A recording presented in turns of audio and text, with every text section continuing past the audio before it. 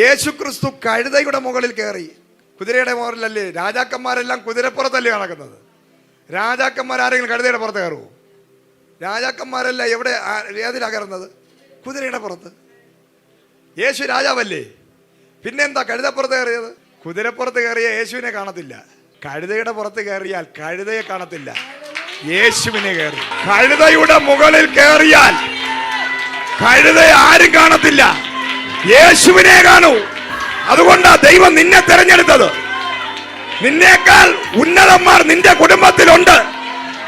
നിന്റെ കുടുംബത്തിൽ നിന്നേക്കാളും പഠിപ്പുള്ളവരുണ്ട്, നിന്നേക്കാൾ വിദ്യാഭ്യാസമുള്ളവരുണ്ട്, നിന്നേക്കാൾ ആരോഗ്യമുള്ളവരുണ്ട്, നിന്നേക്കാൾ യോഗ്യന്മാരുണ്ട്. പക്ഷേ കഴുതയായ നിന്നെ യേശു തെരഞ്ഞെടുത്തു. നമ്മളെക്കാളും പൊക്കവും തടിയും തണ്ടും സകല യോഗ്യന്മാരും നമ്മുടെ കുടുംബത്തിലുണ്ടെങ്കിലും എല്ലാവരും മണ്ടനെന്ന് വിളിച്ച്, പൊട്ടനെന്ന് വിളിച്ച്, ഹല്ലേലൂയ കഴുതയെന്ന് വിളിച്ച്, ഇവന്റെ മുഖം കണ്ടോടുകൂടി പരിപാടി തീർന്നെന്ന് പറഞ്ഞ് ശപിച്ചിട്ട് റിജക്റ്റ് ചെയ്ത നിന്നെ ദൈവം തിരഞ്ഞെടുത്തു. കാരണം നിന്റെ മുകളിൽ കയറാൻ യേശുവിന് റെഡിയാ. കാരണം നീ തന്നെത്താൻ താഴ്ത്തുകയാ. നിന്റെ മേൽ കയറാനാ യേശുവിന് ആഗ്രഹം.